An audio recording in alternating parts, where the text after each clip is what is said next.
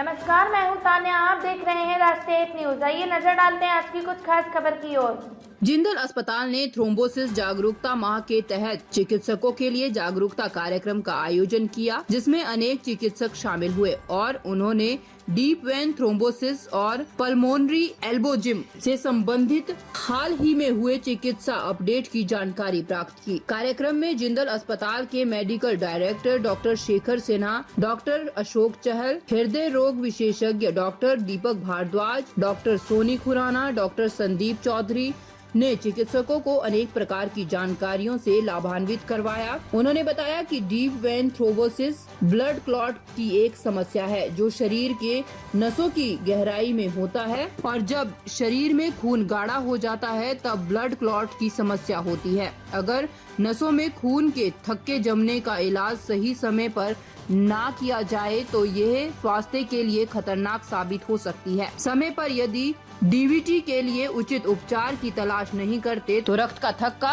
शरीर के अन्य हिस्सों से फेफड़ों तक जा सकता है, जिससे फेफड़ों में एक से अधिक धमनियां या रक्त वाहिकाओं को अवरुद्ध कर सकता है, जिसके परिणाम स्वरूप फुफ्फुसीय अंतःशाल्यता की घातक जटिलता हो सकती है। उन्होंने बताया कि डीवीटी अस्पताल में भर्ती रोगियों को रोकथाम योग्य मृत्यु दर का प्रमुख कारण है, लेकिन इसे रोका जा सकता है। American college of chest physician और अस्पतालों और स्वास्थ्य सेवा प्रदाताओं के लिए राष्ट्रीय प्रत्याय बोर्ड नब के अनुसार प्रत्येक अस्पताल में भर्ती रोगी डीवीटी के जोखिम का आकलन करना चाहिए और जटिलताओं को रोकने के लिए उचित देखभाल करनी चाहिए।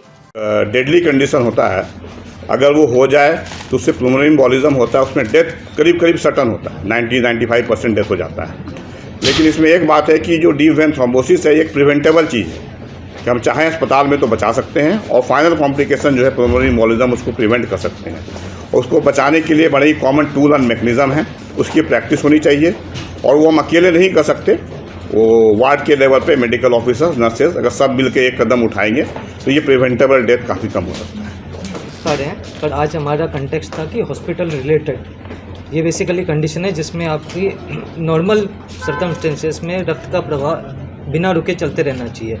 कोई भी कंडीशन जो इस प्रवाह में रुकावट पड़ती है उसमें खून के थक्के जम जाते हैं। वो खून के थक्के या तो हमारे पाँव में जम जाते हैं, जिसके बारे में डीवीटी हम बता रहे हैं, तो उसमें लॉन्ग टर्म प्रॉब्लम होती है। फिर वो खून का थक्का वहाँ से लिम्फ से निकल के हमारे छाती में या हार्ट में जा सकता है और वो ब्लॉक कर सकता है। उसमें कई बार जो अनएक्सप्लेन्ड डेथ हो जाते हैं कि भाई अभी तो डिस्चार्ज हो के आया था, कल ही डिस्चार्ज हुआ था, ठीक ठाक था, अचानक से क्या हो गया। तो ये कंडीशन होती है कि हॉस्पिटल में पकड़ लो 3 दिन से या 5 दिन तक पेशेंट वहाँ पे लेटा हुआ है, नहीं मूवमेंट हुए तो खून जम जाता है, वो जाके बाद में ब्लॉक कर देते हैं आर्टरीज में, जिसमें अकस्मात डेथ हो जाती है जो ठीक ठाक पेशेंट था। तो इसी प्रिवेंशन की अवेयरनेस के लिए हमने ये आज आयोजन किया।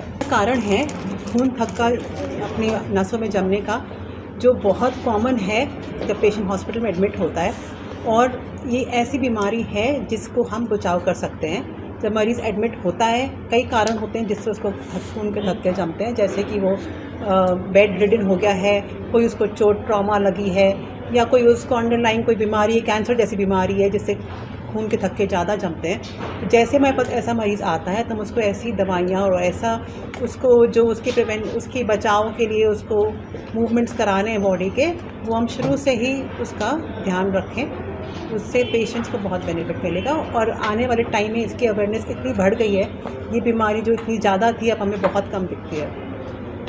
ये बहुत ज़्यादा कॉमन तो नहीं है, पर इसकी मोर्टेलिटी और मॉर्बिडिटी, अगर पल्मोनरी एम्बोलिज्म होता है तो जान जाने की संभावना काफ़ी ज़्यादा होती है। और अगर डीवीटी अकेला रहता है, केवल पैर में रहता है, तो भी पैर में स्वेलिंग आ जाती है, लोगों को चलना फिरना मुश्किल हो जाता है, पैर में अल्सर हो सकते हैं, तो ये काफ़ी दुखदाई होती है लोगों के लिए। और ये बहुत आसानी से प्रिवेंट की जा सकती है। आजकल काफ़ी सारे स्कोर हैं जिनसे अपन देख सकते हैं कि किसको कितना रिस्क है, उसके हिसाब से बहुत सारी इफेक्टिव मेडिकेशन अवेलेबल हैं जो स्टार्ट की जा सकती हैं, जिससे इसको प्रिवेंट किया जा सकता है। तो इस सेमिनार का यही मुद्दा था कि इसके बारे में लोगों को जागरूक किया जाए, डॉक्टर्स और स्टाफ को और आम लोगों को भी जागरूक किया जाए ताकि इसको प्रिवेंट किया जा सके। हार्ट अटैक में कोरोनरी आर्टरी जो हार्ट की नसें होती हैं उनमें ब्लॉकेज के कारण से होता है। यूजुअली हार्ट अटैक सडन ही आता है, उसमें कोई यूजुअली वार्निंग सिम्टम काफ़ी कम रहते हैं, और अगर वार्निंग सिम्टम होते हैं तो वो हल्के होते हैं। यूजुअली पेशेंट उनको इग्नोर कर देते हैं। काफ़ी सारे पेशेंट ऐसे आए हैं जिनको पहले हल्का पेन हुआ लेकिन वो इग्नोर कर देते हैं। तो हार्ट अटैक सडन ही आता है और ख़राब बात यह है कि जो ज़्यादातर डेथ होती है वो शुरू के आधे घंटे में ही हो जाती हैं, तो ये काफ़ी कॉमन है डेथ का कारण। इसके लिए प्रिवेंशन के लिए, इसके लिए लाइफस्टाइल, स्मोकिंग बंद रखना, अपने शुगर, बीपी, कोलेस्ट्रॉल चेक कराते रहना, रेगुलर एक्सरसाइज करना, वेट ठीक रखना, डाइट में healthy fruits, fresh fruit, vegetable ये खाना, घी, मलाई, मक्खन, सैचुरेटेड फैट ये कम यूज़ करना, ये इसको प्रिवेंशन के लिए किया जा सकता है। अब बताइए डॉक्टर साहब, थ्रोम्बोसिस क्यों होता है, इसके बचाव? देखिए, थ्रोम्बोलिसिस के बहुत सारे कारण हैं, जिसमें एज है और कोई प्रोलॉन्ग सर्जरी या लंबी सर्जरी के बाद हो सकता है, डिलीवरी के बाद महिलाओं में हो सकता है, कैंसर के पेशेंट्स में हो सकता है, या long travel, specially aeroplane travel 5 घंटे से ज़्यादा का जो हो, उसमें भी डीवीटी के काफ़ी रिस्क रहते हैं, जिसको इकोनॉमिक क्लास सिंड्रोम बोला गया है। तो समाज में लोगों को पता हो कि क्या कारण है, और अगर उनमें होता है कि उसके लक्षण क्या हैं। इनमें सबसे जो कॉमन लक्षण है कि बाकी तो डॉक्टर साहब लोगों ने बताया कि पैर पे सूजन आना, पैरों में दर्द होना, है ना, और सांस फूलने की समस्या होना, धड़कन बढ़ना और सांस की रुकावट होना, ऐसे लक्षण इस बीमारी में पाए जाते हैं। तो जैसे कुछ लोग ऑपरेशन करा के घर जाते हैं, तो उनको इसके लिए विजिलेंट रहना चाहिए घर पे।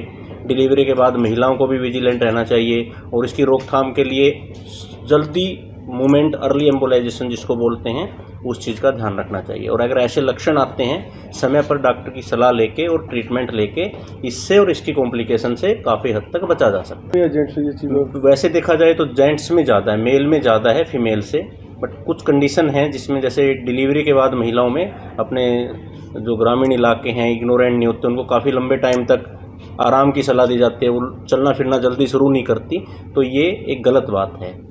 डिलीवरी के बाद जैसे महिलाएं जल्द अर्ली एम्बोलाइजेशन जिसको कहते हैं, जल्दी चलना फिरना शुरू करें, तो ये काफ़ी हद तक इस चीज़ से बच सकते हैं। कितना एज फैक्टर को ये प्रभावित करता है? एज फैक्टर देखिए, वैसे तो कोई एज फैक्टर नहीं है, लेकिन 60 साल से ऊपर के लोगों में रिस्क ज़्यादा बढ़ जाता है।